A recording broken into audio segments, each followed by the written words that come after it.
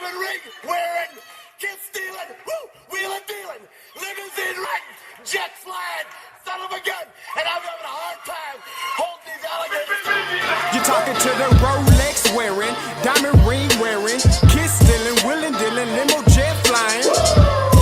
We Ric Flairing on us, flaring on us. We Ric Flairing on us. You talking to the Rolex wearing, diamond ring wearing, kiss stealing, wheeling dealing, limo jet flying.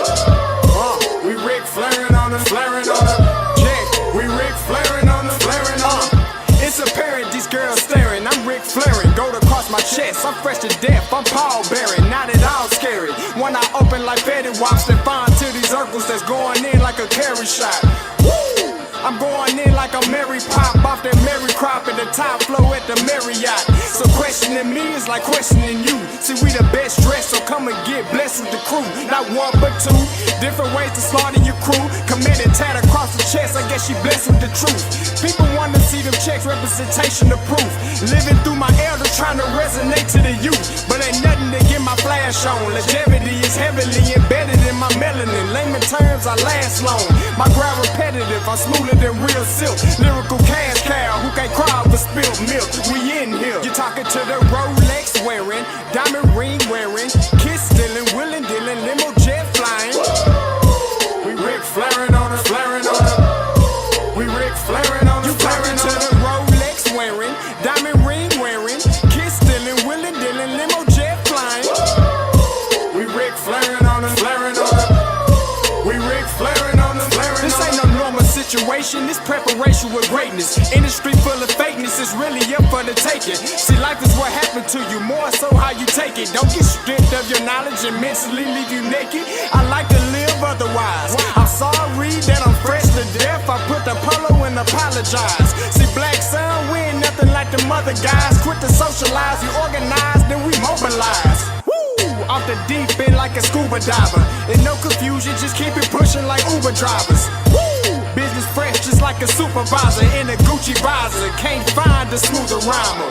You're talking to the Rolex wearing, diamond ring wearing, kiss stealing, wheeling dealing, limo jet flying. We Ric Flairing on us, flaring on us.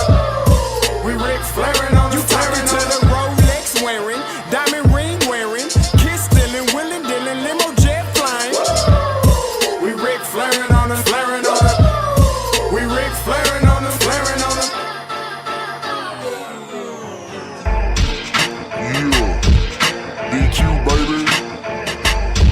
Shout out that boy Nigga for that fire track. Hey, Black Sun, sun up. What's up, Vinny Vegas? What in Vegas? Yeah. Shout out Pharaoh's Kids, D-Phase, yeah,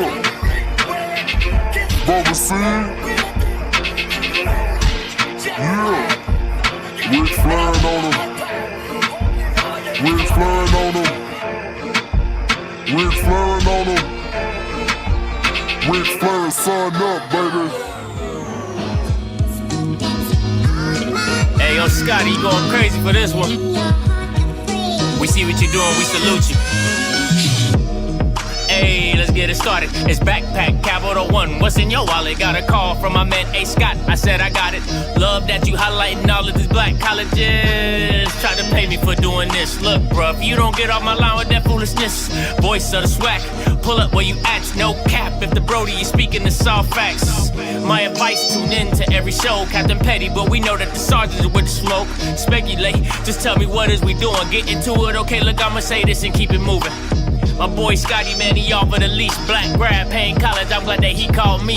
Walking, cause we all been taught that talk is cheap. Even primetime knows Scott for the HBCU streets.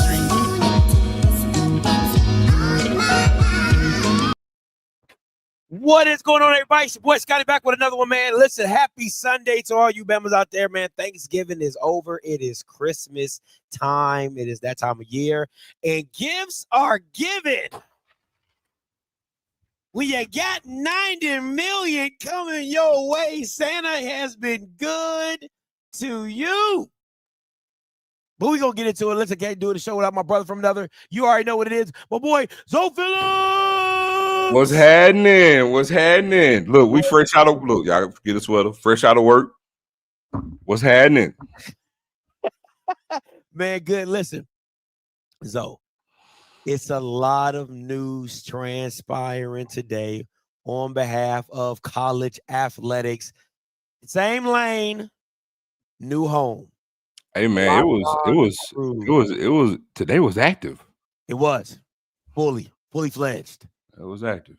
Full-fledged. Now,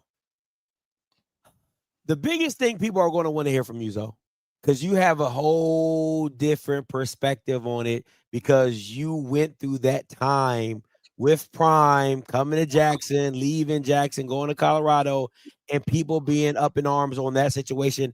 And I get all the messages, oh, where's the vitriol that they have for us and for Dion? And to me, listen, if you have not been on Twitter, especially Ole Miss Twitter, I don't know what you're talking about. Because them white people it's way worse. them white people hot. Okay? I don't know what y'all talking about. It's way worse, boy. I don't see all the vitriol. Them white people hot. And you know, listen, Ole Miss is like that girlfriend you be dating. Like when you dating her, everything good. But then when you break up, his dick was little. He didn't really do it for me. That's what I'm hearing. That's what I'm hearing from a lot of Ole Miss fans. He's an egotistic. He's narcissistic. It was always about Lane. But when they was winning 10 games, though, they didn't have no problems. I got When something they to say was about winning this. the Egg Bowl, they ain't have no problems with Lane Kiffin. But now he want to take his talents to Baton Rouge, and now he egotistical. He's a narcissist. It's always been about Lane Kiffin. When you were dating him, you didn't have no problems with it. That's all I want to say. When he was there with you for them 6 years, y'all was in marital bliss. Now that Bama's about to go, and now you bringing all his dirty laundry out to the top. It's crazy to me. Hey, well, look, since you say she like a scorned woman, you know the vitriol equates to how much you love you was. You know that, right? Loved him. Loved him. Loved him. Now, again, they'll tell you, well, Scotty, you know, Lane never won an SEC championship, and he never played in the SEC this. And, hey, man, he won y'all some bowl games. He gave you the first 11-win season, 10-win season that they've ever had in school. Now, first 11-win season. First 11-win season. You know what I'm saying? Like, come on, man. Listen. You got to take the good with the bad. And Zoe, we've said this in multiple shows. The day and age of head coaches being with your program 10, 15, 20 years. It's over with. It's over with. But when the news came out, Zoe, what was your thoughts? I gotta give a disclaimer. Go ahead. All right. So, born and raised, Jacktown Jew, Mississippi. You see the J on the hat. I'm a Mississippian through and through. I love Mississippi, love my state, all things in Mississippi. But I hate Ole Miss. I gotta say this. So I gotta take my vitriol of Ole Miss out of this when we talk about this. So I gotta make sure I give that disclaimer. Because I actually put in the chat, you know, this couldn't have happened to a better school. But that's just my vitriol for Ole Miss. Hey, I got one for you. I got one, Zoe. I hope they can hear this. Let me see. I thought I had the hate jank. Look, if Ole Miss was on fire, I wouldn't piss on it. I'm just telling you. But needless to say, it's a lot of tangible things we can actually talk about because I can change the school and put another school in this place and still speak to everything that's transpired. And it's a lot of fat, it's a lot of meat there to chew on about it. So when I first heard the news, to answer your question, man, I was shocked. I was shocked, not that he left, right? Because no coach leaving surprises me.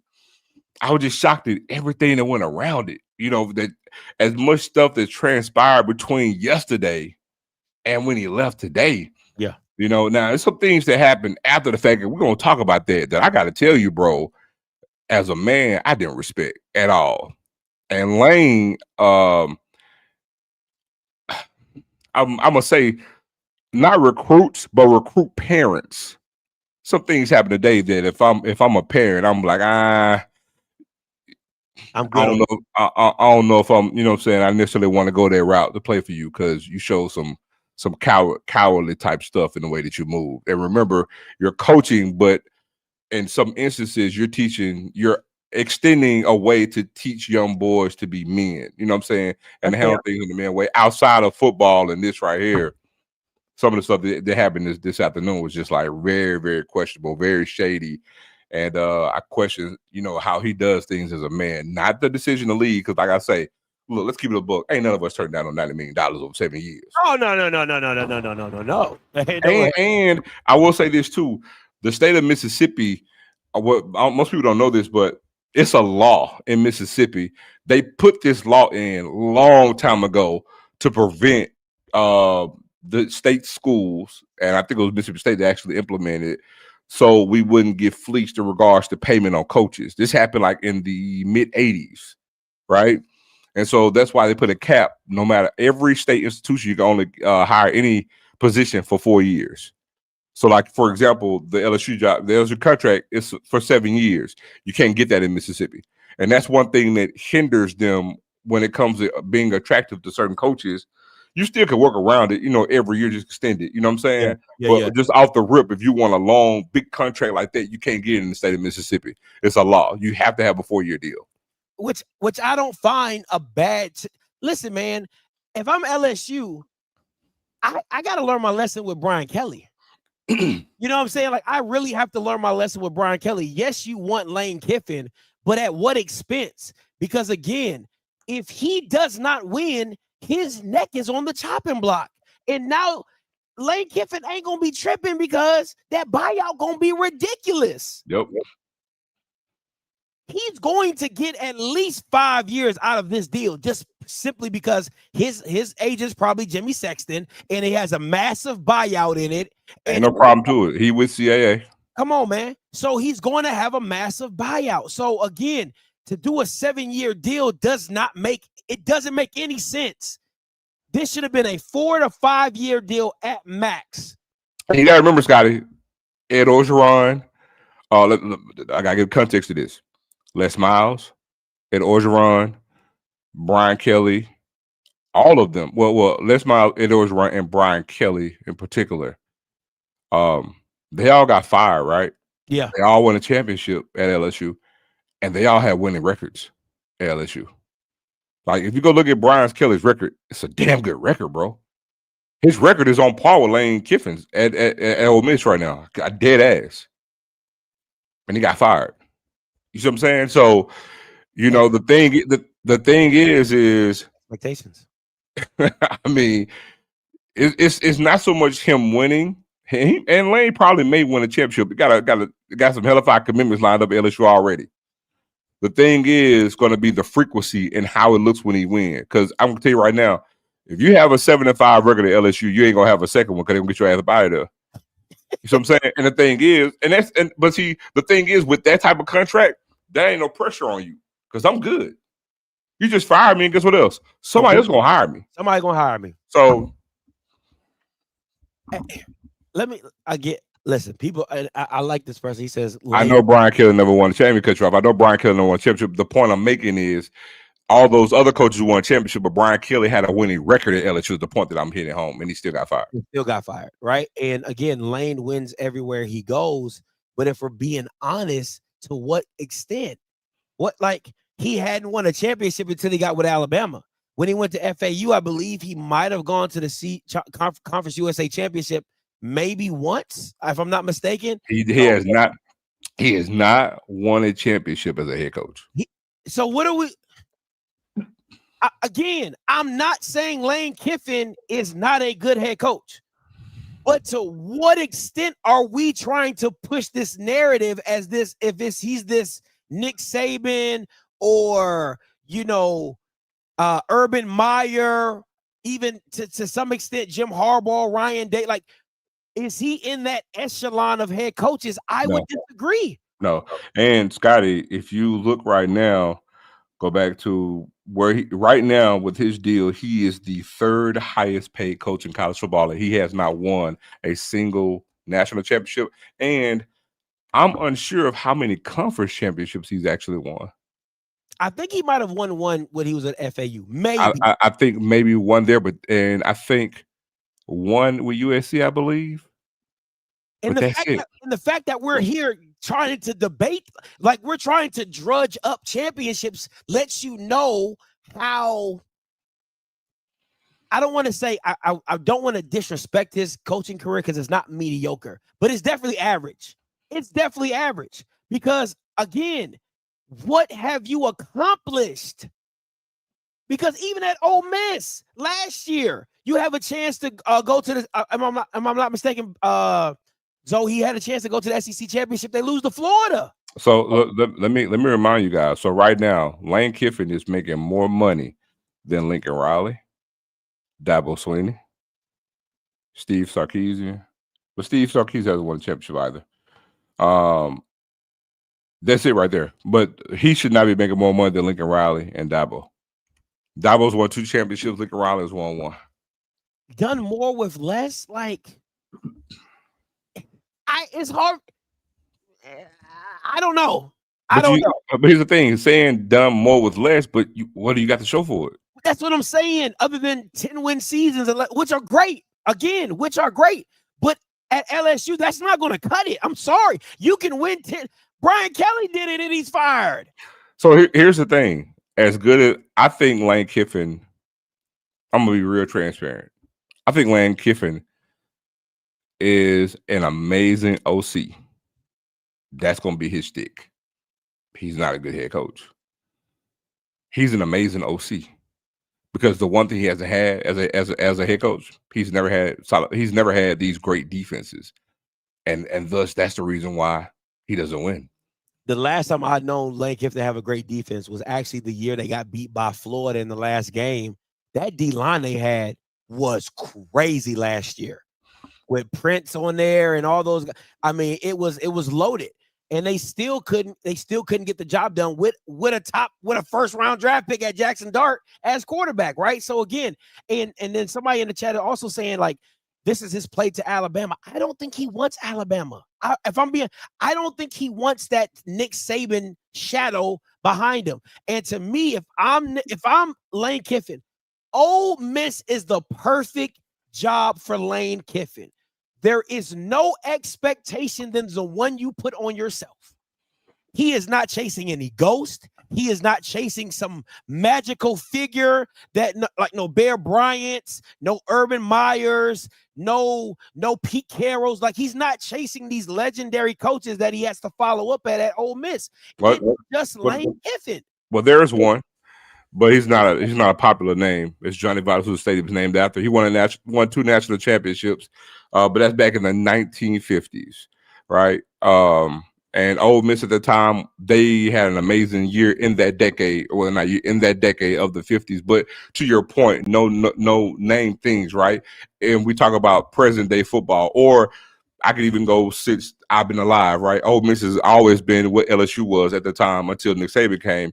Win 7 or 8 games, and then they'll drop down, have a 5-win season, come back, win 7 or 8 games, and then drop down.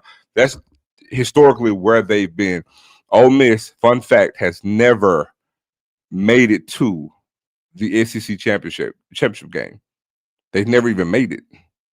They haven't won the SEC since the 1960s, I believe, or the 1950 when they won a championship. But they've never played or made an appearance in the SEC championship game. Mississippi State played for the SEC championship in 1998 against Tennessee when they won a national championship.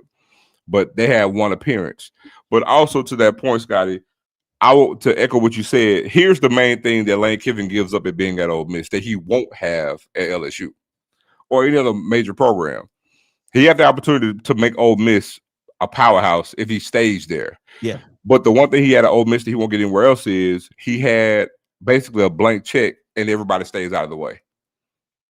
He had total autonomy. It was his program to do with however he saw fit. There was no boosters that was going to, you know what I'm saying, have any influence. Yeah. There was nothing. It was like, we give you money, we get out the way. He won't have that anywhere else.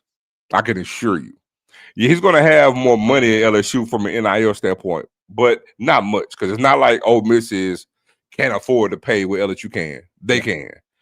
LSU just there are other minute things that LSU can afford to give Lane Kiffin that Ole Miss just can't. But there are more people in Louisiana. LSU is the big flagship, and nobody else is on par with them. Yeah, you don't have that in Mississippi. The kids in LSU in Louisiana, I'm sorry, the kids in Louisiana, the school, they were still getting commitments basically, and the coach wasn't even there. You see what I'm saying? You don't get that in Mississippi. You don't get that in Texas because in Texas you have Texas Christian, Texas A&M, Texas Tech. You don't have that. Louisiana, it's its own thing, bro. It really is. And unlike a lot of other states, because I used to live there, your best talent in Louisiana, bro, is not like in Florida or whatever case may be. Scotty, you will go on the 1A level, 2A level, 3A level. dominant.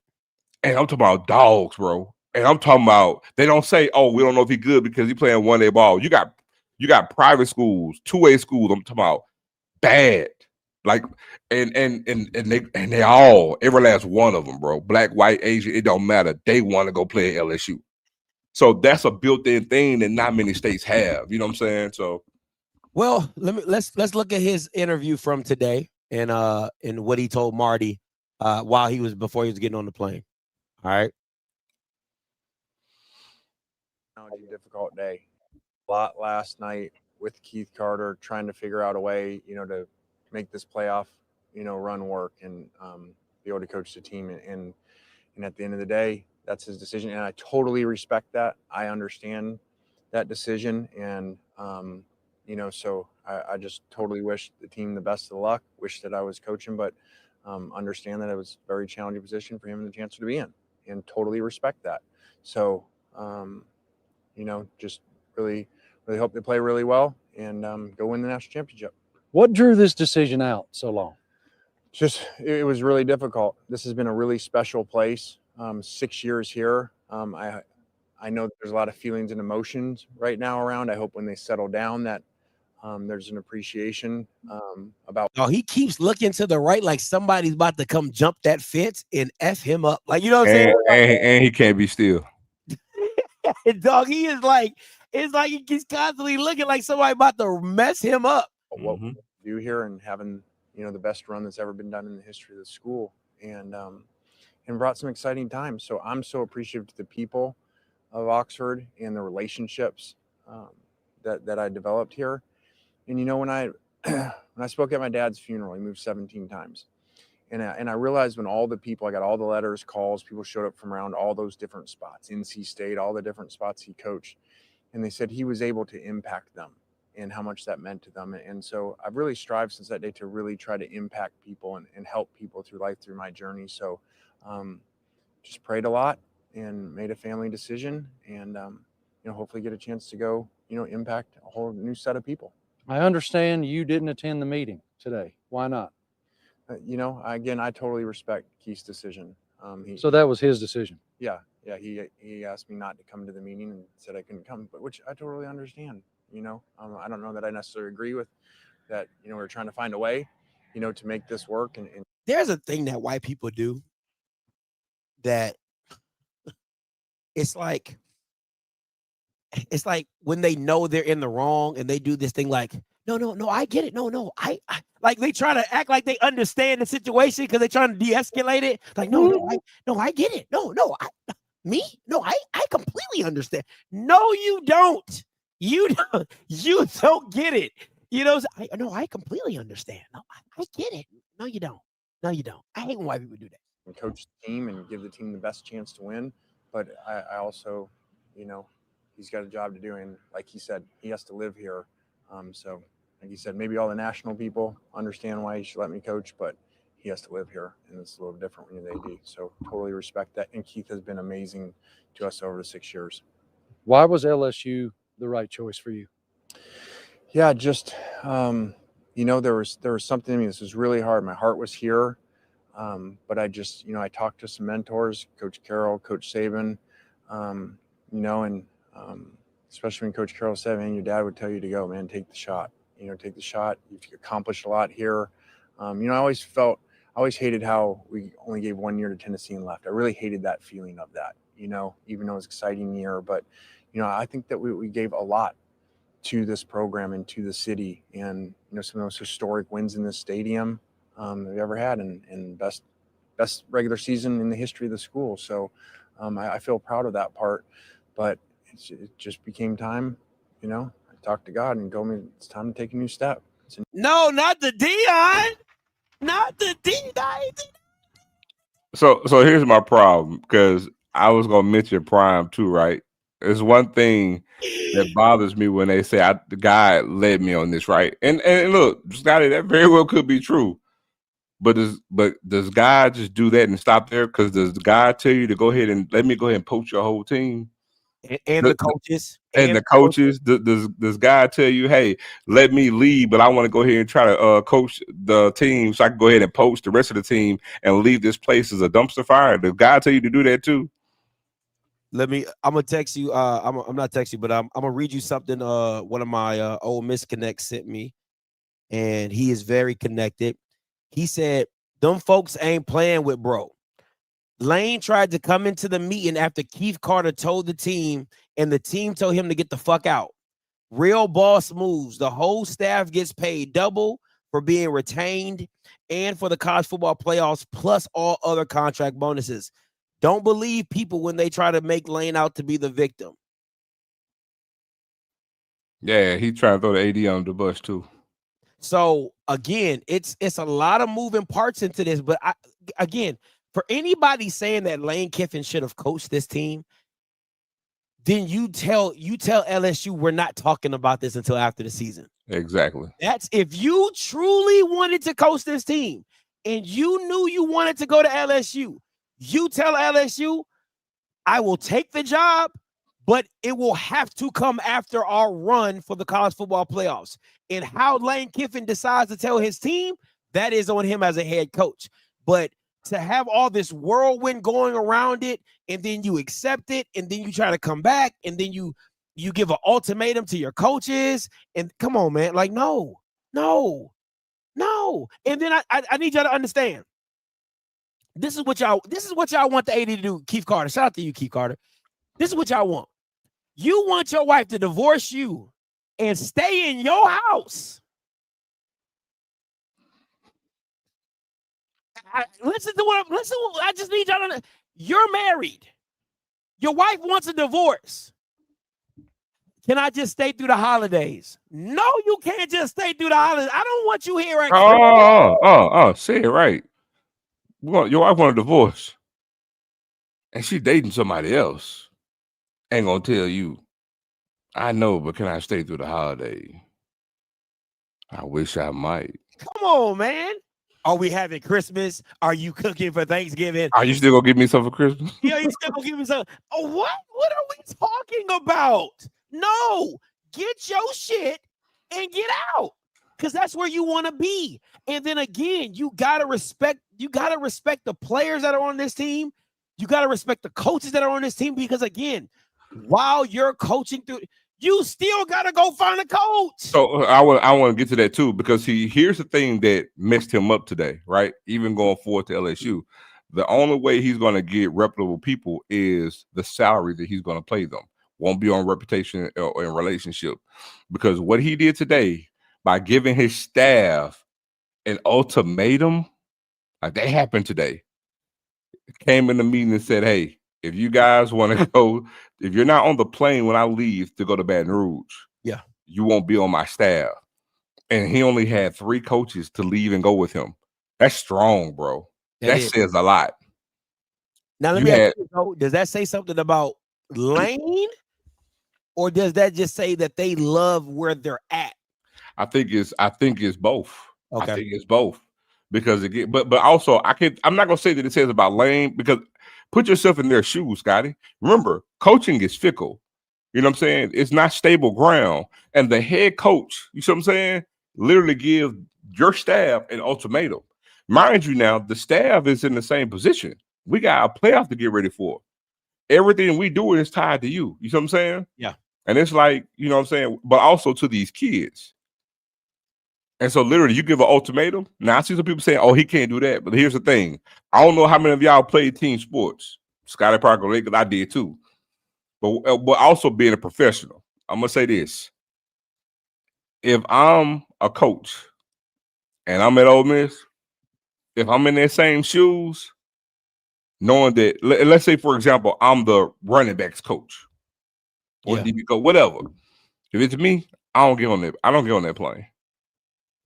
Because if he's willing to give me an ultimatum and make a move like this, he'll do that shit down the line again. That's fair. That's some rattlesnake type shit. We talk about loyalty. See, people are in these comments letting me know how fickle where their loyalty lies too, even when it comes to money. Because guess what? I'm the one that's getting these cars, driving across this damn state, getting in front of these parents, recruiting these kids, building these relationships. And at the first turn, I'm gonna sit there and lie to them. Because remember, you know what I'm saying, you still getting paid at Ole Miss. These position coaches get paid good. Yeah. You know what I'm saying? Look, as a position coach, I'm not gonna get no $1 million on no contract. Am I getting paid good? Yeah, but the OC and DC don't want to get $1 million, Scotty. Let's keep it a buck. But I'm not gonna say it again. It's where your loyalty lies. And again, it says something because only three coaches went. I don't know. Only 3 coaches went with him. Charles Weiss, the OC, his brother, Chris Kiffin, who was at Ole Miss a previous time under Hugh Freeze, D-line coach, his brother, Charlie Weiss, and another coach. They were all on the offensive side of the ball. 3 coaches are the only coaches that left with him today. Straight up. Let me ask you this, and keep it a buck. Expectations year 1 for Lane Kiffin. Because for me, it's 9-10 wins. Like it's 9-10 wins because 9-10 wins. Go ahead. No, I was gonna say it's 9-10 wins because where are they right now? They're like what, 6-6, I think. I think they're 7-6-5, maybe 7-4, something like that. So they still have an outside shot. Maybe they're going to a bowl game, maybe. But the thing is, too, it's gonna be, again, they're gonna have free agency. They're gonna get some transfers. Lane is 7-5. Okay, that's what I figured. They'll go to a bowl game, so they may get an outside shot at 8 wins. Lane's gonna be great in the free agency, in the portal. He's probably gonna end up getting Trinidad Chambers out of Ole Miss, or Simmons, the left-hand quarterback, out of Ole Miss. Both are our base quarterbacks, and they're familiar with his system. He's gonna get some players from Ole Miss, and we know this as season's end. Also, they're gonna recruit well. If Lane Kiffin doesn't match, if he doesn't get 8 wins, it's a failure. It's a failure. It's a failure. Year 1, it's a failure. And you pay $12 million for it. Every year is gonna be critical because guess what? If he gets 7 wins in year 1, I'm telling you, if he doesn't supersede that in year 2, that seat gonna be. It's going to be hot because again, this is the thing about people. This is the thing I have a problem with people about LSU. People at LSU think LSU is Georgia or Alabama. And it ain't. And it's not. It ain't. You can talk about the recruiting classes you're getting. You can talk about all that. Ain't. But in this day and age, that blue blood shit is out the window. Yes, it helps you, but you're seeing what Kirk Cinetti is doing at Indiana. You're seeing what Ryan Day is doing at Ohio State. Scotty, LSU not a blue blood. And I don't give a damn who in the comments gonna say y'all. LSU is not a blue blood in the SEC. Is it a setup program the way it is? Yes, LSU is a damn good program, but they ain't no goddamn blue blood in the SEC. LSU was just like Ole Miss until Saban got there. Yeah. How LSU a blue blood, bro? How LSU a blue blood? They just got the way there. And it's funny to me because again, they will tell anybody from Southern would tell you in the 90s it was all about Southern. It was nobody. So explain to me how there are blue bloods when people from Southern said in the 90s it was all about Southern. Facts. People went to Southern games. Nobody cared about LSU games. Facts. It's the truth. They're not lying. So I'm not understanding how LSU. Let me tell you this, because look, the one thing I get football nerd on the screens. Let's talk about it because I can see him pull it up and I can show you to you. Up until the time when Saban got there, I think Saban got there about 2003, 2004. I can't remember, but LSU. Go look at the coach before him. Donardo before him. I think Donardo may have been before Saban, but Donardo, Man, all the Durham coaches that came in there, bro, they were some really, really good recruiting battles. I didn't say nothing that Mississippi could touch LSU. What is Smash talking about? All I'm saying is the LSU is not a blue blood, and they weren't. If you go back to up into 2000 or the year Saban got there, Scotty, they were just like Ole Miss. They'll be 8-4. They might get a 9-win season. Yeah, and then they 6-5, 5-7. Then they'll have like two bad years, and then they'll best right be good. I mean, I can pull up the data for everybody and their feelings. Look, I don't care about you liking LSU, but the numbers don't lie. The data don't lie. I got my other laptop right here. I can pull it up and show you. Saban came in and really made it. So Saban got there in 2000. Yeah. Saban got there and really turned it what it could have been. Now, facts. If Saban doesn't leave to go to Miami, hey, they probably on the same run that Alabama was on. Yeah. Probably so. But to sit there and say they are what, you know what I'm saying, Alabama is, no. Do you know what Alabama, I tell you what, do you know what Alabama's record is against LSU since 2000? It ain't close.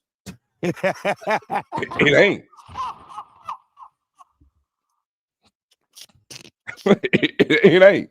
And this is not taking. Look, I'm not coming to take a dig at LSU. I don't care about LSU. Yeah. I'm making a point is they have a rabid fan base, and rightfully so. Like I said, they have this parameter. You know, they have these things in place to make them what they are. You know what I'm saying? But they're not. They are on the cusp of being a blue blood. I'll say that because again, we're not going to take away what they've done since 2000. That's a 25-year span. You know what I'm saying? But if you look at the totality of the program, I mean, okay, in 25 years, really, what have you done? I mean, honestly, let's just keep it a buck. Even if you, 25 years, you won what? They won 3 or 4 national championships? Three national championships. No, more. They won 4. So Nick Saban had 1. Nick Saban had 2. 2 for Nate and Orgeron. And Les Miles. That's 4. Les Miles won a national championship? Yes, sir. Les Miles beat Oklahoma in the Sugar Bowl. They beat Jason White.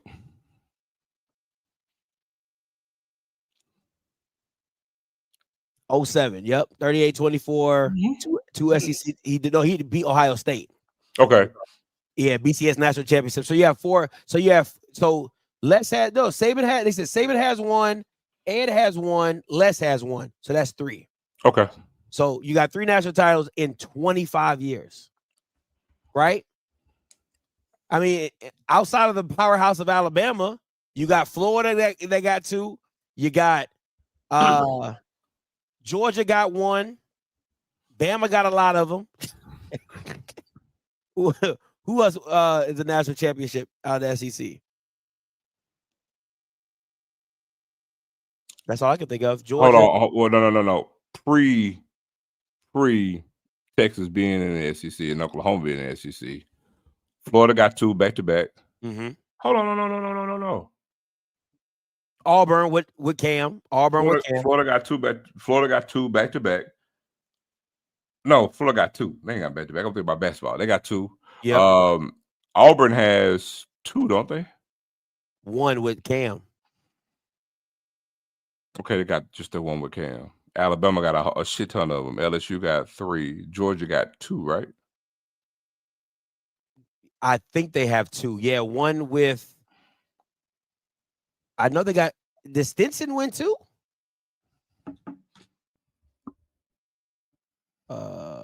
Champion. And you hold on, and you going from 2000, right? Yeah, from 2000. Auburn got 2. That's what I thought. That's what I said. I'm like, wait a minute. I think Auburn got 2. What's the first one outside of Cam? What's the other one?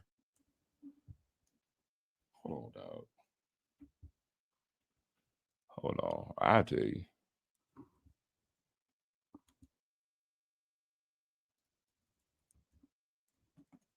I think he has back-to-back. Kirby has back-to-back national championships. No. Defeated Ohio State in the Peach Bowl 42-41, and then Georgia defeated TCU 65-7. So he has back-to-back national championships. Who? Kirby? Kirby. Okay, here we go. So who won that championship last year?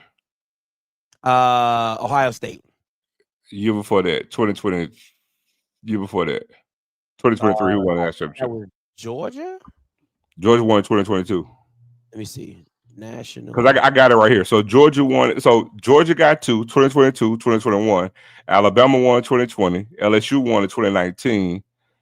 Alabama won, goddamn, 2017, 2015, 2012, 2011. Auburn won it in 2010. Alabama won 2009, Florida 2008, LSU 2007, Florida 2006, LSU 2003. That's it. Because the last one with that was Tennessee in 98. So Auburn won 1, and that was in 2010. 2010 with Cam. Exactly. Like I told y'all, Bama's in the 1, chat. 2, 3, 4, 5, 6. Damn, Bama got 6 championships since 2000. Shit. And LSU got 3 since 2003. They had the They tie. got 3, 2019, 2007, and 2003. Yep. So, and then everybody else, right? Florida. And look, and to prove my point, in the 90s, bro, just the 90s, it was on 3 titles in the SEC. Tennessee in 98, Florida in 96, and Alabama in 92. See how spaced out it was? Yeah. The SEC wasn't even like what people thought it was back then. They had, in the last time they won an SEC championship before 92 was 1980 with Georgia. And then in the 70s and the 60s, the only championship that was won from any SEC school was freaking Alabama, and Ole Miss won it in the 1960. They were spaced out like a mug then. And again, I don't, somebody's got to make it make sense to me. If you had a problem defensively at Ole Miss, is that not an ideology of your team? You get what I'm saying? Like, because again, you know how I feel about head coaches. If you're an offensive minded head coach, that side of the ball should be great, right? That side of the ball should be awesome. No issues, no problems, no concerns, no anything, right? But to me, I don't get the big hoopla. I get the recruiting, but I don't know in this day and age that you being in a certain state expands or helps your recruiting. I just don't, I don't get the hubbub about it. That yes, you're at LSU, yes, you're in Louisiana. That's great. But I don't think that he's going to buy his way to a championship. I don't see it happening at LSU. Because again, you have too many programs that are either doing the same thing or on route to do the same thing. That's why you have all these other programs popping. What does that? That doesn't mean anything. That doesn't mean anything. It hasn't mean. Brian Kelly came there. It didn't mean anything. Ed Orgeron only won 1. It doesn't mean anything. It doesn't mean that. It doesn't mean anything. It doesn't mean anything. It's LSU. So what? That doesn't mean anything. Texas A&M got money. Texas Tech got money. Like, all these programs have money. That's not the problem. That's really not. You're allowing these big boosters to start playing general manager in college, buying rosters, buying talent, buying quarterbacks. Everybody's in the business of doing it. So again, there's nothing to say that Florida can't. I could be like, it's Florida. It's nothing to say Florida State won't bounce back. It's Florida State. There's a pedigree there. There's a pedigree at Florida. You act like other programs don't have that same pedigree or better pedigree than LSU. That is my issue with it, is that in this day and age in college athletics, money matters, but that's why you see the parity in all this, right? Because again, kids that used to stay on the bench at Georgia and Alabama for depth, they ain't staying no more. Kids that used to stay at LSU and Texas for depth. Oh, you know, I'm gonna wait because Alabama was good for it. I'm gonna wait my turn. Zoe, how many players at Alabama used to say I'm gonna wait my turn? A whole bunch. Play 1 year. And I'm going to the league. That is no more. Because again, the payoff was, okay, I'm not getting all my money now, but wait till I get my 1 year. I'm gonna ball out and I'm dipping. And I'm gonna go to the league. That was that mission. That's not the same thing anymore. So if Lane Kiffin brings in this great recruiting class, and there's a couple kids in that class that say, I feel like I should be playing, they're gonna be in the portal next year. That's why recruiting classes really don't mean too much. Because it's a year in business. So people saying it's LSU, it is this, it's that. No, it's about continuity. It's about great systems, great coaching, and putting your team in position to, because again, I don't and Zoe, bear with me on this one. There's not a team in the SEC that I'm just like, ooh, that's tough. Like I wouldn't want to see them. Like it's not those like that early Georgia team. Them early Georgia teams. Once Saban was on the decline and Georgia was on the incline, I was like, I do not want to see Georgia. Like it was just like a physicality that they play with. And they're still a great team, but there is no outside of Ohio State. And even Ohio State, I'd be looking at them sideways sometimes when they be playing. I'd be like, y'all okay? Y'all okay? You know what it is though, because the main thing now with all the teams is who has the best top end talent. It used to be who had the depth. Who had the right? We talk about that. We talk about roster depth, meaning that hey, next year they're going to be this because you got this waiting in the wings, and that's over with now. It's over with. Yeah, I mean it's top end talent. It's who spent the most money, and it performing because if we really. And that's the thing. Like, even though LSU is going to have $25 million right on the NIL, they're not the only one. You know, and that's the thing. And just because you spend $25 million, remember I told you, Scott, we love what? We love guarantees. They don't guarantee you're going to win. Listen, Ohio State can tell you that because the first time they spent $20 million, they damn sure they make it to the national championship, and they lost to Michigan. When first time they spent $20 million, they lost to Michigan. Yeah. So that's the thing, bro. It's just, you know, it's a thing like, you know, we all love the fact that the players are getting paid. We all do. Absolutely. But the NCAA, the main thing in this is two things are at play. They're going to have to come up with some type of system to how they regulate it. And then, two, they're going to have to change the clock. They're going to have to change the calendar. Absolutely. That's the main problem in all of this is the calendar of the year. They're going to have to change that. There's no reason why coaches should be allowed to be talking to other teams while teams are in the college playoff. That is crazy to me. Yeah. You build this team to go make your championship run. They should not be allowed to talk to them until they're out of the season is over. The season is over. Yeah. That team season is over. They should not. There should be a no contact period, and they should have They should have the portal window to coincide with that as well. Absolutely. At the conclude at the end of the season. Because, like we said, we know most schools are doing away with playing spring games. So the thing is, you should have that portal window at some point in the spring to coincide with the recruiting. That way, even if a coach is fired and you're looking for another coach, guess what? We can go ahead and hire one at this point. Because the coach's season is over. If I'm looking for a national championship coach, you know what I'm saying? We can have some things in play to go after that particular coach. But I still feel, even in this case with Ole Miss and LSU, the thing is, if they had those guardrails in place, I mean, even if you want to go to LSU, which again, nobody is saying that he shouldn't be there. You know what I'm saying? Every man should have the right to go to do what's best for him. And like I said, hell, I go for it too. I'd be in Baton Rouge. I used to live there. I'd be in Baton Rouge too, taking that 90 million. Crawfish. But the thing with that though, Scotty, is it's just like saying, hey, I'm guaranteeing I'm going to be there. I'm just going to make a run for a championship. You know what I'm saying? Yeah. But in Ole Miss, and I know people can understand that, I'm not going to let you sit here and try to coach my team and literally poach this team and literally leave this program, you know what I'm saying, in a horrible state.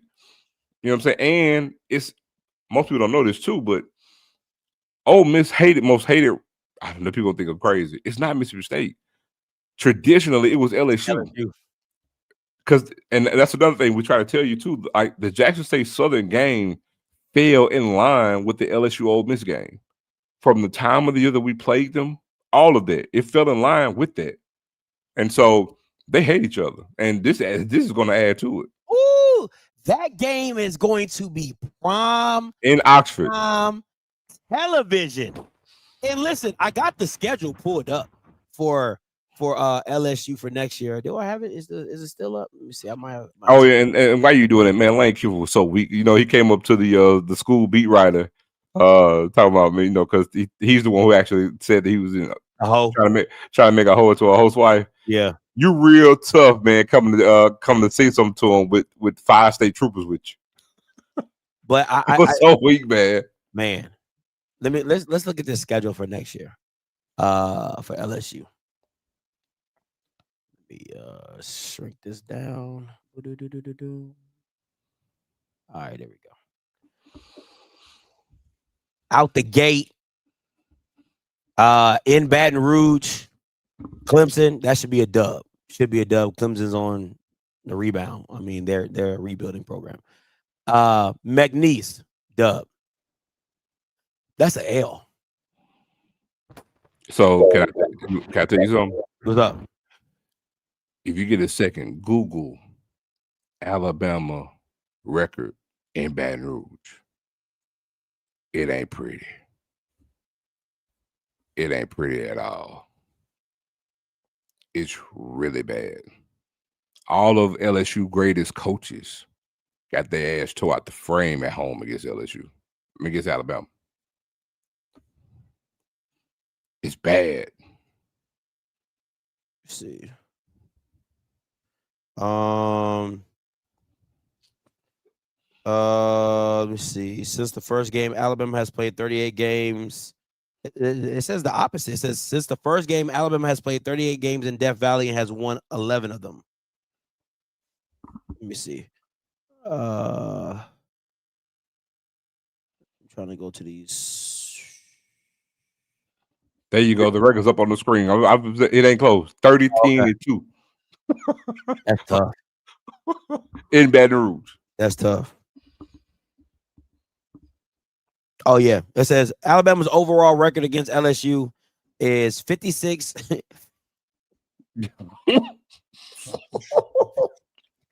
This is the overall record.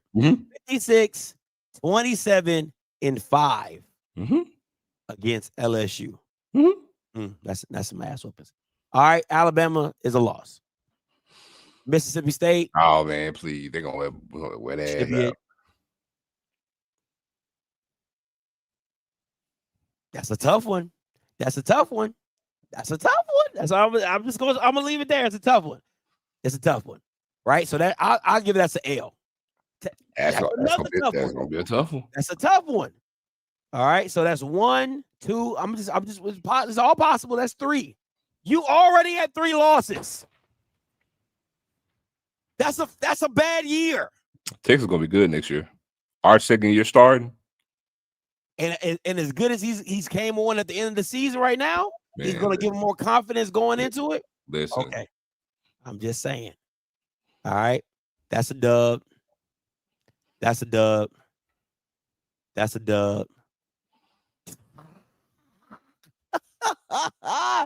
Listen. So look, let me give some context to this too. Different thing. The last time something like this happened, Scotty, Ole Miss used to be sorry. It's like sorry at this point that I'm talking about. They end up getting a coach, bro. That was a defensive coordinator for Miami Hurricanes. And big long ear joke. His name escapes me right now, but it's gonna come to me. Came to Ole Miss, turned him around, and literally somebody asked him about the job. Tommy Tuberville, that's it. And he made this quote, said, "Man, I love this place. They're going to carry me out of here in a pine box." Nigga, 2 weeks later, he took the job at Auburn. The next year, Ole Miss played them in Auburn. Ole Miss beat that ass. I'm opening up the call lines. There is one other participant in the conference. All participants are muted. Call lines are open 518-263-8124, 518-263-8124. Let me change this call line number because that is not correct. And I think even if Trinidad or Austin Simmons is able to stay, man, look, he gonna get a quarterback. It's who he is. This is what he's always done. And he gonna have him ready in year 1 too. This is not going to be an easy game. No. In Knoxville is year 1, not going to be an easy game. And mind you, again, as you said, Lane Kiffin he's the quarterback whisperer. He finds quarterbacks. So and they hate him in Tennessee because remember he left. He screwed him over too. He screwed him over too. So again, I mean, listen, he lucky he ain't got Georgia. That's the only thing that's saving him right now. He lucky he ain't got Georgia on his mind. That is the only thing saving him. So you there?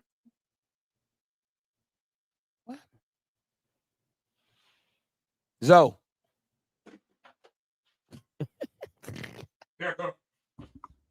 I'm here. Oh no, your camera went out. Oh, My bad. Yeah, let me take some of these callers real quick. 8572 coming to you. Hey, what up, Scotty? What's man? goody? I finally joined, man. I finally joined. Man, I appreciate that, man. Hey, listen, man. When your boy Joe brought up good old Tuberville, man. I always remember that recruiting thing when they showed him talking to Ray Lewis, convincing Ray Lewis to be a Hurricane. I'm not too much in the man's politics nowadays. That guy can fly a kite. But listen, the way the way they looked like they were gonna come across that fence this afternoon down here in Mississippi, the man looked like he was shook, like he was ready to go. Like he really didn't want to do the interview, but he had to do it to say something. But he wanted to get on that plane as soon as possible, man. But the reason why I said in the chat, man, do y'all remember what he did to the Oakland Raiders? Don't forget what he did to the Raiders back in the day, being the youngest coach in the NFL. Didn't he coach like 6 games? When it didn't look good, he jumped ship and got out of Dodge. Yeah, and Al Davis like roasted him too. Like, yeah, man. So this ain't nothing new for that dude, man. Man, I'm telling you, ain't nothing new, man. I'll never forget how he got up out the Raiders, man. yeah, Al Davis wanted to skin him by the. Hey, Al Davis said he'd never coach in the NFL again. and he has it, and he has it. And that's facts, man. That's why he even though his daddy was a well-respected defensive coordinator in the NFL for years, when he burnt that bridge, man, nobody in the NFL would touch him. That's why he stayed in college for so long. You better live there. Listen, he making good money. He making good money now. I mean, this last contract he set for life, so it's all good now. Think about when he flamed out at USC, man. Hey, when he flamed out at USC, he had to go find a home with your boy Nick Saban for a while to recuperate his career. It wasn't as bad as your boy Keegan on the plane getting lit up, but hey. No, that was him. That was Lane Kiffin that got fired on the tarmac. Yeah, but I remember that. Yeah, but remember Lane got fired on the tarmac. But remember, Cartesian was on the plane getting lit up. Oh, he get drunk. Yeah, he was drunk. Yeah, that's what I'm saying. Yeah, they wouldn't let him get on the plane and stuff. But I'm just saying, man, these dudes are sketchy, bro. That's the reason why I understand why Coach Coleman feel a certain way about letting the brothers get jobs. There ain't no black Nick Sabans. No. Don't put Coach Cole in there. Listen, if we had a black Nick Saban that could wash your sins away and then miraculously get you head coaching jobs, I would tell all the black coaches to go there. But we don't have that. We just don't. I know, man, Scotty. But think about this though, man. I see why he's sometimes protective, but I always tell everybody, and since you guys know. Think about it. One of the first brothers to ever get a coaching job was at Mississippi State. Was it Russell Coon? Was his name? Oh, Sylvester Croom. I can't think of his name. Sylvester Croom. Brothers to get a job in the Southeastern Conference. Zoe may know his name. I might be off. It's been a while since I remember, man. He played, I think, at Mississippi State, and he was one of the first guys to ever get a job in the Southeastern Conference. Am I right, Zoe? Yeah, Sylvester Croom. He's the first black head coach in the SEC. Yeah, man. So, like I tell everybody, man, all these guys is man, they straight up use car salesmen. But like I said, I wanted to make sure y'all brought that out about what he did with the Raiders, man. Hey, man, he fleeced and got that money and got out of Dodge, man. I'm gonna leave it at that. Y'all have a good one. Hey, appreciate it. Hey, Lane gonna get his money, okay? Yeah, but you know what though, and I'm gonna be honest, man. If I'm if you Ole Miss or guess what? We can go ahead and do a preemptive, Scotty. LSU. I know y'all down the river for them Bays jokers down up there in No Baton Rouge and Southern, but guess what? You see what's happening at Ole Miss? You saw what happened at Tennessee, saw what happened at USC, saw what happened in the Raiders. So look like a duck, quite like a duck. Ain't no damn mongoose. So there's a habit of this. So guess what? We already know how it's going to end at LSU. Point blank, period. Let me ask you this. Does it end with a champ? Does he get a champ? Is it Ed Orgeron championship? I say no. I don't think he gets a championship at LSU. I don't think he gets a championship at LSU. I don't think he gets a championship at LSU. I say no. And to me, I think USC is a better blue blood than LSU. I mean, if we're being honest. No, USC is a blue blood, though. I think it's a better job than LSU. But I would say USC is a better job than LSU. It's a blue blood. It's in LA. It's an easier pathway to, you know what I'm saying, with regards to championships than LSU is. But I'm gonna just say this: if he doesn't win a national championship, we're gonna take the money aside. We talk just straight football, straight him being the head coach of LSU. If he, for the price that they're paying, how they got him, especially in conference, Scotty, if he does not win a national championship, it's a failure. Absolutely agree with you. 8147 coming to you. Hey, Scotty. What's up? You live. Hey, this is AD from Louisiana. Talk to me. Zoe, what's up? What's going on? How you doing, man? You may know me if you hear my voice, but I like what you just said, Zoe, and you're totally correct because LSU is not a blue blood, never was, but Lane did this everywhere he went. Mm-hmm. A lot of my friends now saying, like, you're paying $12 million for what? You know? So, yeah, his last name, he's going to bring some recruits in, but he got 2 years. He got 2 years. If you don't do nothing 2 years, they're going to, you see what he did to Brian Kelly? Boy. So they like to win. Basketball winning, baseball winning. Football got to win. If he don't win, he got to go. And to me, I got a question. We talk about national championship. Well, Scotty, he got a 7-year deal. Now the big question is, what's the timeline for that? Because let me ask you a question. If it's year 4 and he hasn't made it to a championship game, we can talk about the playoffs all day long. But if he makes it to year 4 and he has not won a championship, unacceptable. He gone. Unacceptable. He gone. It's unacceptable. And to me, that is the reason why you stay at Ole Miss, because you're building your own track record. You're building your own path. If he would have went, if he gets to the first round, whoop-de-doo, the next year gets to the second round. Well, yay! You get what I'm saying? Like, you could just build that methodically. And if you never win a national championship at Ole Miss and you get them in the college football playoffs every year, they're not going to fire you. LSU has different expectations. And that, to me, is a pressure cooker I wouldn't put on myself. I just wouldn't. Especially if Alabama's win another damn championship in that time frame. Come on, with a whole new regime. Come on, man. Yeah. So, me personally, I ain't like that because he ain't win nothing yet. But you're giving him $12 million. What they banking on, he gonna get all the best recruits out of Louisiana. Yeah, you got 1A, 2A, 3A ballers.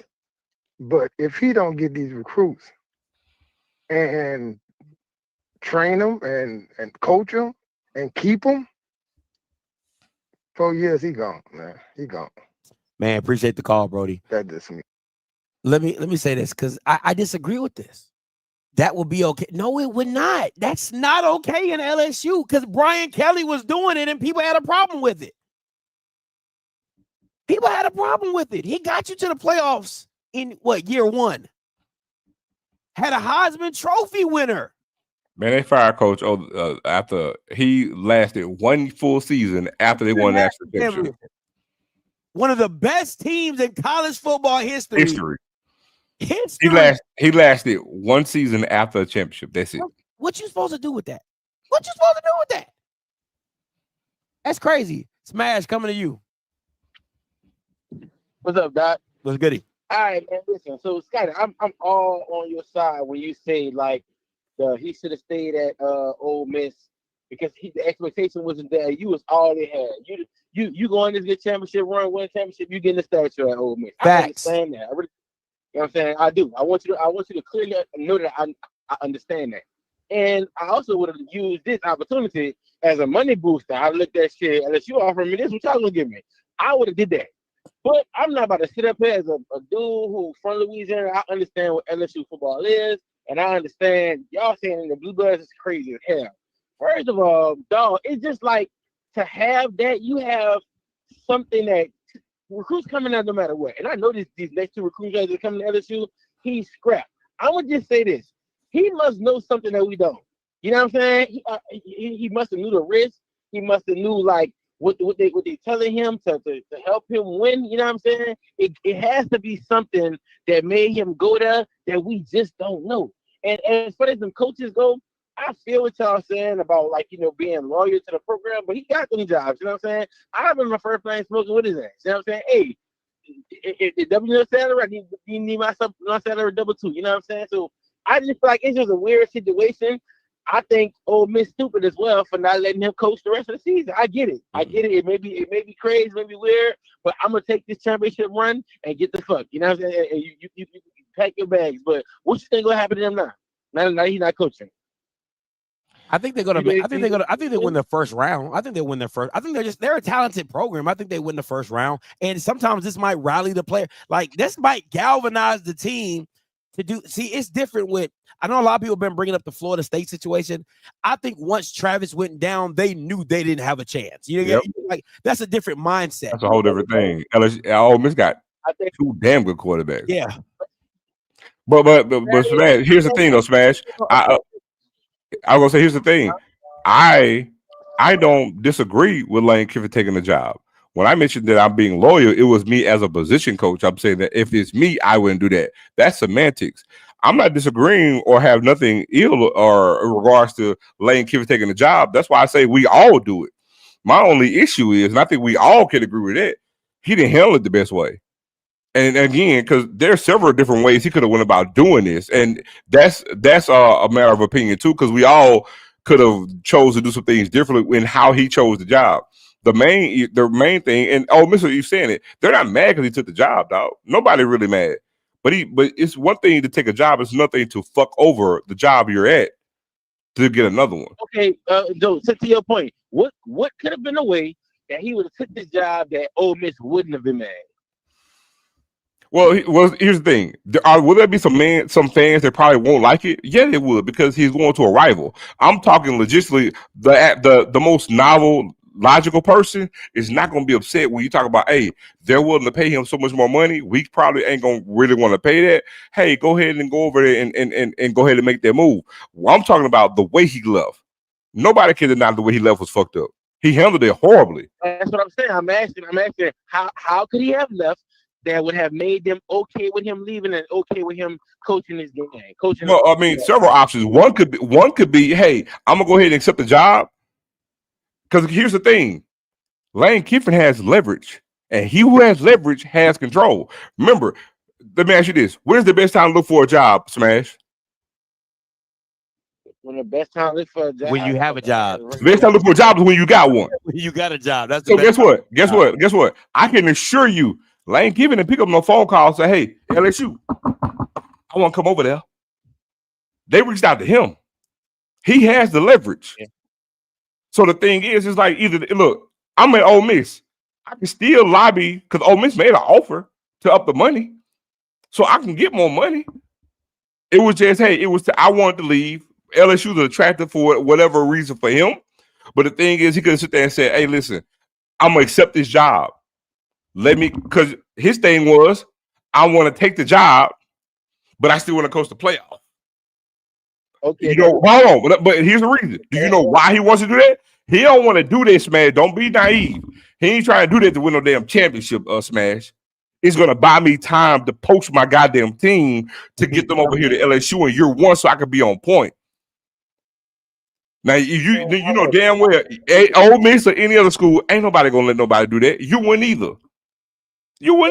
If I'm Ole Miss, hey, all right, cool. I'm about to be jacked out of coach and the coaching staff. But guess what? This year, I'm gonna take this motherfucker. Y'all got so much money to counter offer and do all this. You should be looking for a coach. While we on this championship run, let's be looking for a coach and try to get some of these players to stay. And this all I'm saying. They did that. Go ahead, Smash. Go ahead, Smash. No, go ahead. Finish your point.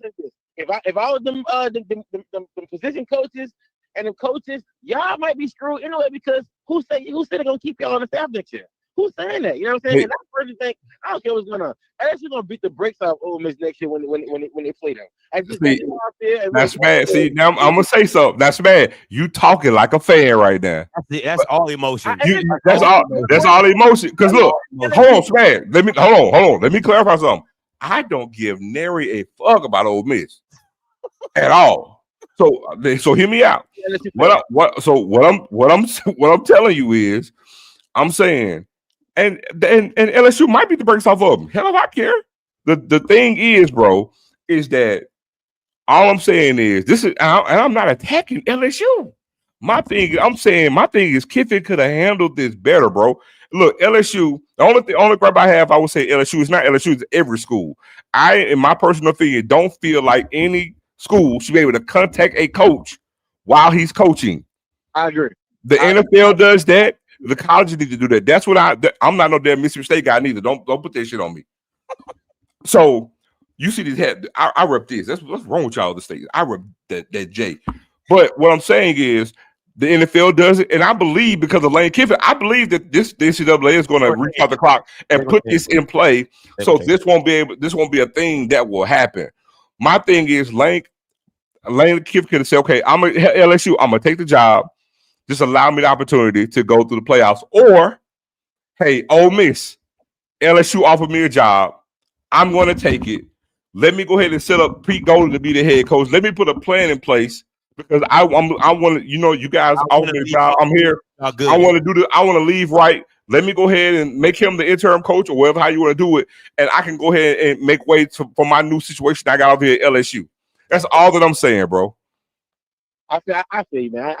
I'm not being complicated. I'm not even an LSU fan. I really can't stand the motherfucker.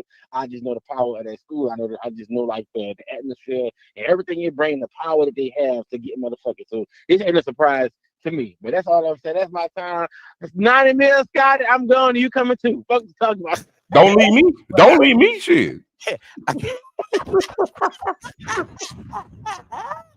Listen, 90 mil, boy. I'd be deuces. Let me see. 50-58 coming to you. Hey, caller, you live. What's going on, Scotty? What's up? What's your name? Where you call from? LJ, man. I'm calling from Texas, man. Talk to me. Born and raised in New Orleans, though. I was calling to defend my take when I said that it would be okay. This is what I mean by it'll be okay. Okay. Brian Kelly never even got them to a playoff appearance, not one time. And I'm an LSU fan. He never got them there to the playoffs. They haven't had that type of success. So for Lane Kiffin, let's say he gets to the semifinals by year 3, right? They're going to see that as LSU fans, logical LSU fans. I'm a logical fan. I'm not going crazy. But so they're going to look at that. They're going to see that. And they're going to be like, okay, cool. We're winning. We're being consistent. We're places we haven't been. Let's say he breaks through in year 4. He wins one. Okay, it's going to buy him time. Ed Ogeron was different. Remember, he fell victim to COVID. I think Jamar Chase opted out halfway through that year for him. Yeah. He didn't even have Jamar Chase for majority of that year. And then I never liked the COVID year. You had teams that were 8-2 playing teams that were 2-0. It was just, and he never ever recovered from that. Plus all the behind the scenes things he had going on. It was an easy out to get Ed Ogeron over here. Lane Kiffin, even though I agree with a lot of what y'all said, this is nothing new. This is what he does. I don't expect to have Lane Kiffin there for maybe 6 years, maybe at best. But if he breaks through and wins one, for LSU fans that haven't even sniffed the playoffs in over 5 years since Ed Ogeron got there in won that championship in 2019, they're going to let him ride, especially if he can do it clean and be competitive and constantly get to the playoffs. He has to beat Bama also in there. If you beat Bama, it's almost like the big game. If Michigan beats Ohio State just beat Michigan, they're fine. If they beat Bama, it don't even matter the rest of that stuff. So if he can beat Bama in the mix of that, give him a championship, it will buy him time. So when I'm saying it'll be okay to buy him time and they'll be okay, they won a championship. They'll give him another couple of years. I can agree. I can agree with that. I think we both can. My only thing was, as rabid of a fan base and just the height of how they have everything in LSU, our thing was he got a 7-year deal. If by year 4 he hasn't broken through or won anything, what does that look like? Because my thing is, if by year 4 he hasn't done anything, I don't think he's going to get all 7 years on that deal. I'm not saying he's going to be fired in year 4, but year 5 is going to be make or break. I guarantee that. And I agree with that. Let me just say this real quick. I want people to understand Brian Kelly's record. 10-4, year 1. 10-3, year 2. 9-4, year 3. And 5-3, and he gets fired. He had a winning record. Agreed. Yeah, like, come on, like, at some point, like, again, he can't not. I need people to understand. Lane Kiffin has no time to find it. I agree. And it was, and hold on, Scott, and with Brian Kelly, because I'm gonna tell you, it was optics. It was optics on how he won, how it looked. Yes, exactly. Yes, that was the problem with Brian Kelly. Brian Kelly, Brian Kelly fan, because I said if he can win the championship at Notre Dame with those restrictions, I know he can win at LSU. So I was a Brian Kelly supporter, but you had a lot of people that wasn't a fan of the optics, and then he had the accent.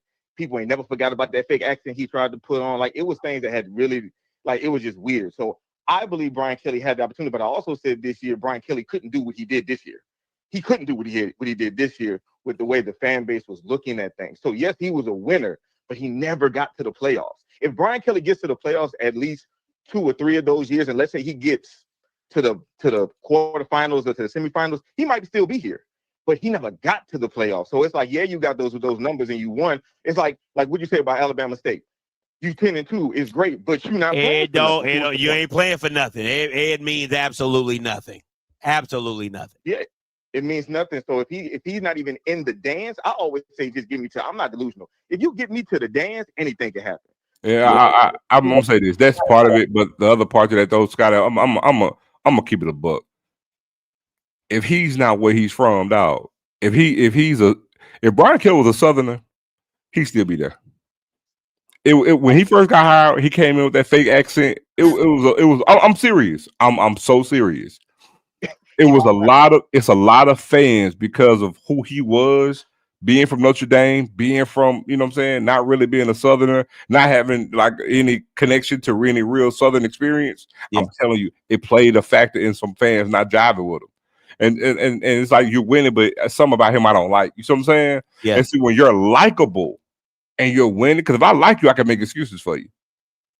But if I don't like you, if I don't jive with you, anything I got to use against you, I'm gonna use it against you. Yeah. Last point, LJ, before I let you go. Go ahead. Oh no, man, that's really it, man. I just want to say, bro, man, I appreciate what y'all doing, man. Long time fan, man. Keep it going, man. I can't wait to see what else you got down the line. Hey, appreciate you, brother. Appreciate the call, man. Chris, I know you've been calling in. Go ahead and call in again for me. 2286 coming to you. That's the Ole Miss fan. Hey, what's going on, y'all? How y'all doing? What's going on? Yes, sir, man. I'm from Mississippi, man. My whole family are Ole Miss fans.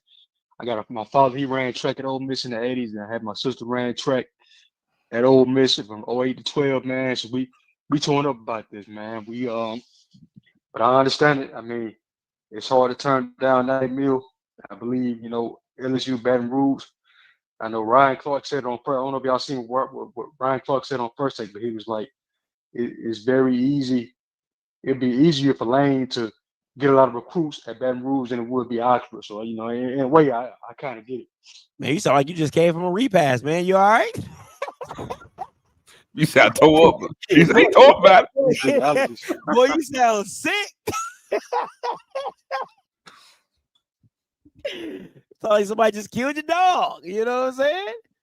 No, just little allergies. That's it. Oh, okay. All right. I'm glad Lane his name ain't Blue. You my boy Blue. Boy Blue. Hey man, appreciate that. I was thinking, man, Ole Miss might want to go after what's his name? Joe Brady, Buffalo Bills offensive coordinator. Joe good. Man, the pros, man. Joe good. Nah, that ain't gonna happen because Joe Brady won the championship. Guess where he won this, Scotty? LSU. I was hoping Ole Miss will hire Brad. Who? I was hoping they had hired the coach the LSU just fired, Brian Kelly. Oh, that would be tough. Brian Kelly hate LSU right now. No, he'd do anything. and he got that money coming in. You don't even got to pay him a lot. But hey, appreciate the call though, Brody. Hey, no problem. Y'all take it easy. You too. All right, man. You take it easy, sir. That man would sound like he was. He said he was talking about it. I'm talking about it. Oh man, hold on. Oh man, my guy said he got. Let me see. 94-62 coming to you. Hey, caller, you live. 94. Sorry, man. Yeah, what's up? What's your name? Where you calling Yeah, from? man. Yeah, just want to. Hey, how's it going, man? My name is Jacob, man. I come from Texas, man. Talk I'm to just me. wondering, man, from an SEC fan of Texas, man. I just want to know, this team is ranked number 7, man. Just want to know, how far you think can this team go without Lane Kiffin, in the playoffs? Because, I mean, they are going to make the playoffs, but, how far can they go, you think? Thank you. Thank you. Bye. No, I appreciate the call, man. I think they can go pretty far. Listen, y'all can say what you want. I think this can bring teams closer together, right? It's us against the world. Our coach left us, right? As long as the right guys stay in place and they believe, you can make a run. But again, like Mr. Campbell put in the chat, it all depends on the matchups. It all depends on the matchup. Styles make fights, but depending on where it lands at, all right, depending on where it lands at, they could definitely go far. They could definitely go as far as their quarterbacks are going to take them. You know what I'm saying? You said round 1, though? Oh, go ahead. No, I'll go. Because I just got a text, right? Yeah. It says Kiffin held a meeting with his staff early in the week last week, toward the end. Said that and held a vote. All but one offensive coach voted to go. The entire defensive staff voted to stay. And Pete Golding was furious at this. Wow. Hey, Chris, coming to you. All right, man. It's your time to rock. All right, bro. What we talking about, bro? What we talking about? We talk about this LSU stuff, right? All right, for one, bro, I'm gonna just let you know. A lot of that stuff what you've been hearing, what these folks been talking about, that's all speculation. That don't nobody know nothing. You know what I'm saying? So I appreciate what you be saying, but nah, bro, just sit this one out. So Scotty, you asked me the question, I'm finna give you straight up answers. All right. But look, I'm gonna say this right here, man. We had the money to match. LSU. All right. The 25 million. See, it's not about having a 25 million in NIL. It's how can you disperse the 25 million in NIL with what the NCAA is doing. It's hard to. You can't just give somebody NIL package and that's not what it is. You just can't do that. Okay. For one, okay, you talk about the offensive coaches, only 3 offensive coaches with. That's George McDonald, that's Charlie Weiss, Lane Kiffin sidekick, and that's the tight ends coach. That's those. It's only 3 who went. The rest of them. His brother went too. All right. What else we got, Scotty? Ask me something. Just ask me anything. You know what I'm saying? I'm with it. I can answer all questions. Do you think anybody's going to jump in the portal? I mean, hey man, it's the portal, bro. People jump in all the time. No, I'm talking about like doing the run. Doing the run. Do you think people are going to? Okay. Absolutely. Okay. Absolutely not. You give me $45,000. You think I'm gonna jump in the portal? If somebody offer you 45, 50. If somebody offer you 60, you might. You know what I'm saying? You never know. You just never know. Hey man, look, man.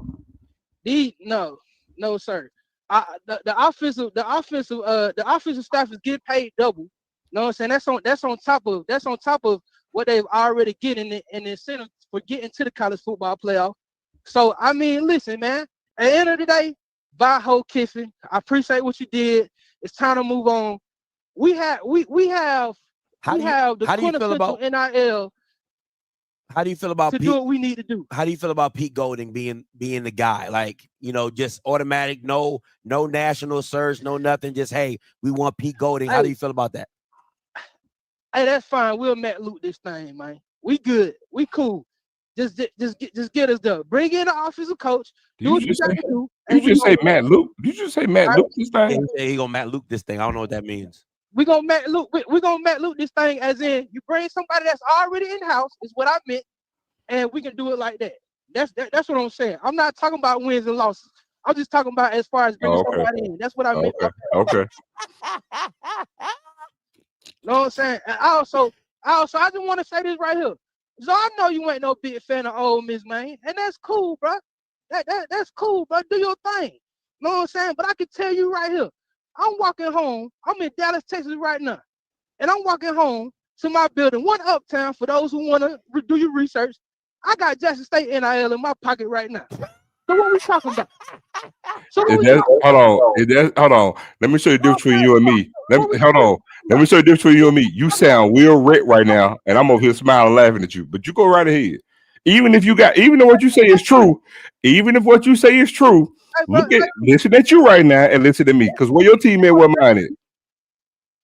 It most definitely is. It most definitely is. You know what I'm saying? But that comment ain't gonna sting like what you make it out to be. What else you want to know? I can answer all questions. I can answer all questions. I even answer questions in the chat. You know what I'm saying? Who won? He said, "Who won it out with it?" Keith Carter. How did the whole situation come about? You know, when did Keith Carter know Lane Kiffin was not coming back? Woo. He knew about. I say about 2 weeks ago. I've heard. Also, you can follow up with Neil McCready, of the McCready and Siskey podcast. He'll tell you too. But it's been about 2 weeks. So, but the thing is though, the timeline. We wanted what's the guy from Tulane? The coach from Tulane. Summerall.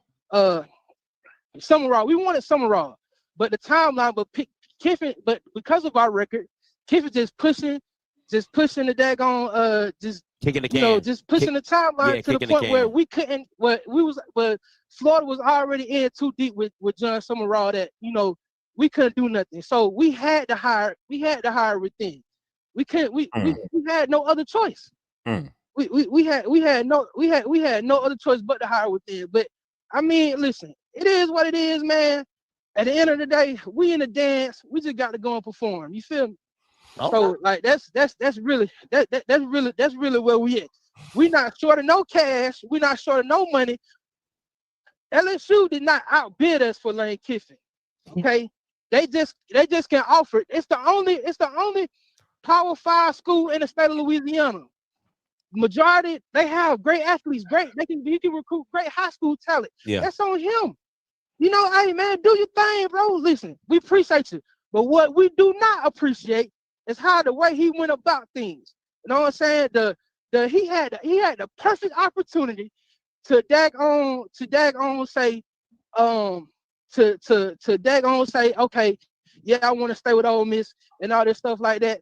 After we beat Florida, when they asked the question about the crowd size of the Citadel or something like that, and he decided to point negatively towards Ole Miss and our crowd size and all this type of stuff, when it was actually a good crowd size for an LCS school, bro. You're not gonna get 60,000+ people for an LCS school, bro. That's a scrimmage game, bro. Nobody wants to see that. Okay, but it is what it is, dog. You know what I'm saying? We just gonna move forward and we gonna win this thing. I do think we get out the out the first round. Hopefully we can do something in the second round, man. But it's all good. Like the money's gonna get raised. People gonna give more. People gonna do more. So we fine, man. It happens. It is what it is. You know what I'm saying? No shade to LSU or anybody else. It is what it is. But at the end of the day, you want our coach, you got our coach. You know what I'm saying? So hey, I hope you do what you're supposed to do with him. But the leash that he had at Ole Miss, he would not have. He would not have at LSU. Point blank, period. Ain't nobody gonna love you and your dog like we love you and your dog. If you know about do shit. Okay, we not gonna do that, man. But hey, man, it is what it is. Hey, 11-1. Let me tell y'all something. I was on the team that got kneeled on by Jacksonville State. They got kneeled on in the end zone by LSU. You know what I'm saying? So yeah, I done been through some things in old Oxford, Mississippi. I hear it. So my emotions are high right now. I hear it. I'm feeling a little good. So my emotions are high right now, man. But listen, I like everything y'all talked about, hey, no, for the most part, it was true. No shade to you, Zoe. I'm sorry, bro. You can't shade me. Yeah, for sure. I'm just emotional right now. Excuse me. I know. Okay. I'm usually not like this, but it is what it is, man. But yeah, man. Hey, we just gonna continue to move forward, man. We got the money just like they got the money. The only thing is they got the players in their backyard. We ain't got the players in our backyard like that. If anything, we got to compete against Mississippi State, which is not really our rival. If you see the Mississippi State Bulldogs on your chat, you know what I'm saying? They're not our rival like that because they don't win enough to be our rival. But LSU is our rival. Hold on. Tell the world who your rival is. LSU is our true rival. What I tell you, Scott? 100%. You said it. No, you said it. All right, man. 100%. Mississippi State ain't our rival. Man, that's gonna be a good game. Listen, Chris, you might have to give me some tickets, man. I'm gonna have to go to that game. It's at Oxford, right? It's in Oxford, right? Yeah. It's in Oxford, and look, man, I don't mind giving you some tickets, bro, but I need you to go ahead and get you a lawyer retainer if you're gonna be with me, cause I'm probably going to jail. But hey, bro. Yeah, man. Hey, hold on. Hey, bro, hold on. You from North Mississippi, ain't it? Man, listen, nah, I'm from Atlanta, Georgia, man. But the thing is I was down there with at Mississippi Gulf Coast with Coach Campbell, and my only SEC offer was to Ole Miss, man. You know what I'm saying? And that's Steve Campbell, by the way, Scotty. I'm indebted, man. I pay annually to that Grove Collector, man. Anything they need, bro, just I do it, bro. You know what I'm saying? I don't mind giving money, and none of us give money, and none of us don't mind giving money, and that's just and I'm speaking for the black community. Yeah. Okay, I'm speaking for the black community. We handle our business because at the end of the day, them our boys on that field, man. You feel me? So whatever real tree. Hey, hold. I just want you to know that's what you just said. You got to reword that. That sound oxymoronic. You talking about Ole Miss, and do you say the black community? That sound real oxymoronic. Yeah. You know why? I can say black communities on? Because say the black segment. A lot of the HBCUs, Jackson State ain't come knocking down my door when I was at Gulf Coast. Mississippi State ain't come knocking down my door. Alcorn ain't come knocking down my door, but Ole Miss did. What they got to do with the black community? So what we saying? Now I'm saying the black community at Ole Miss, bro.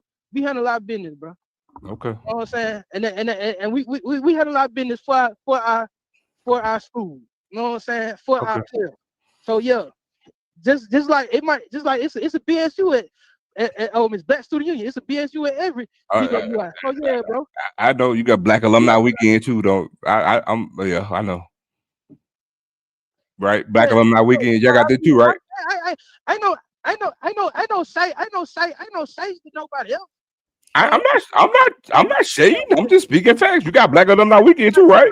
But like, hey man, hey, let's keep it real. Ain't no shade.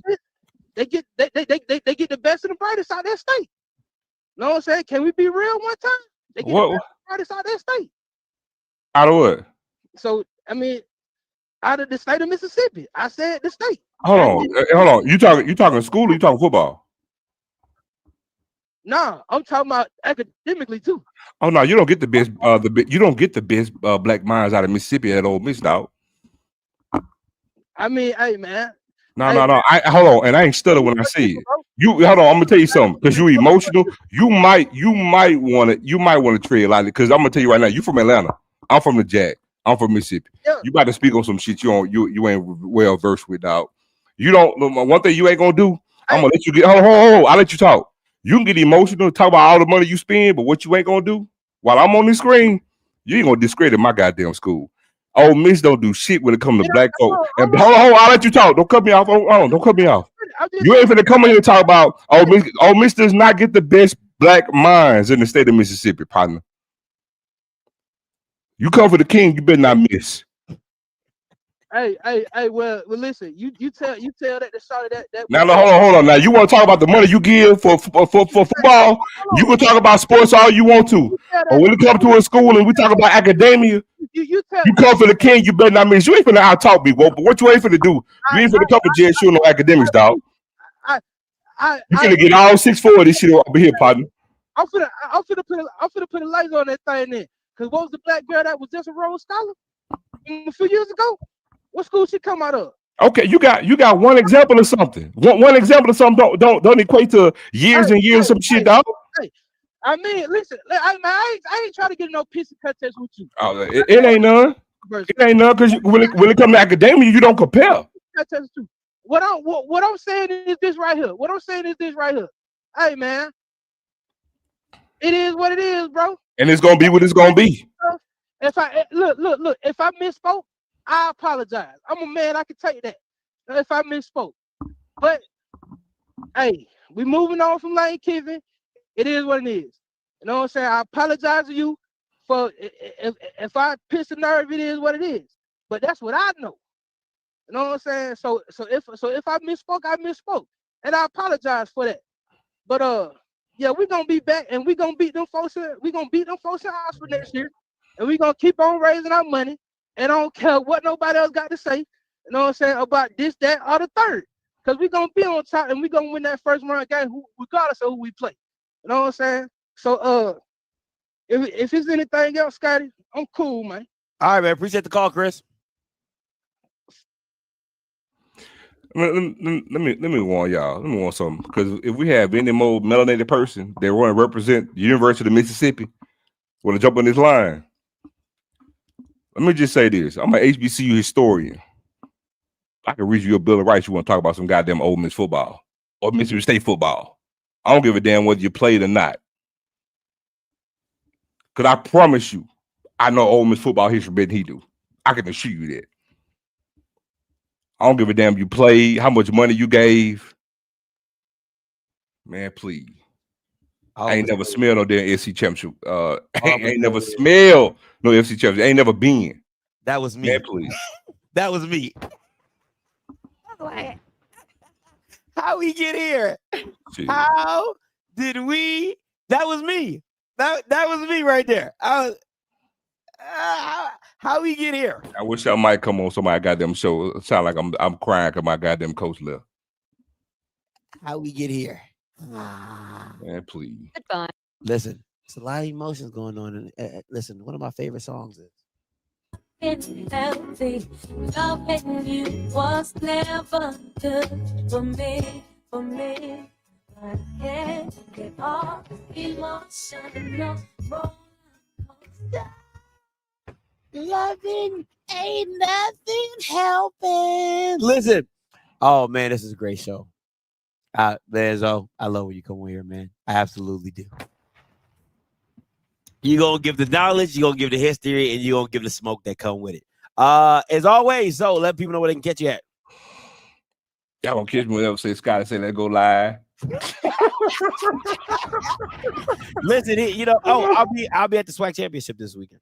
Oh man. Yeah, I'm coming down. Listen, I'm wearing neutral colors. You might see me with a little Delaware State. That's a lie. They ain't gonna have some Navy on. Yeah. That nigga gonna have some Navy. He gonna have some Navy on. I'm not gonna have. Listen. If you see me, you gonna see me some Delaware State. I'm at work with it on, dog. Y'all know what up. We bleed blue around here. I'm gonna have my Delaware State. Coach Clark just sent me some new merch, so I'm gonna go ahead and bust that out while I'm down there in Old Jackson. I'm gonna go to Stabs. Gotta go to stop. I gotta stop by my Stabs. But yeah, I'm gonna be there for the. Hold on. When you coming in? Friday. Probably like Friday evening. Keep coming. What? Keep coming. That's it. No, I said keep coming. Oh no, she's not coming. I'm riding with one of my subscribers. His family went to Jackson State, so I'm gonna meet him in Columbus. We're gonna drive on down to Jackson, Mississippi. I bet. I don't know. You already. We're gonna leave on Friday. Yeah, we're gonna leave on Friday. I gotta get some tickets because I can't get no media credentials. So I gotta get some tickets. Gotta get a ticket. Yeah, just saying. You know how how it goes. You know how my life is. Yeah, that's how Scotty sounded the other night. What I do the other night? I sounded like that the other night. I wasn't emotional the other night. What happened the other night? It was Saturday. She said, "Do I need to?" No, I'm saying you coming because you know I get Miko. Man, she was ready. Do I need to? Look, I'm talking about you coming. You know what I'm saying. But set something up with Miko. You know, Jack. You know, Key. Yep. I need full-fledged security everywhere I go. I need security. He gonna walk around that. He gonna walk around with that loose on all day at the game. What, Dale State? Mm-hmm. I'm gonna represent. Mm-hmm. If FAMU was better, I would wear some FAMU gear. But you alumni, remember? when they get a new coach, I'm gonna pay my dues. Listen, FAMU be sending me the donation letters. I'm like, oh, what is this?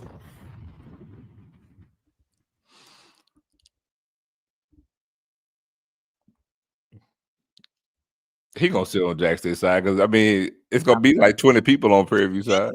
He'll make 21. I'm gonna be in that top right corner. You know. Oh, let me tell y'all something too. As soon as the clock hit 40, I'm lighting everybody ass up. I'm lighting everybody up, man. Everybody.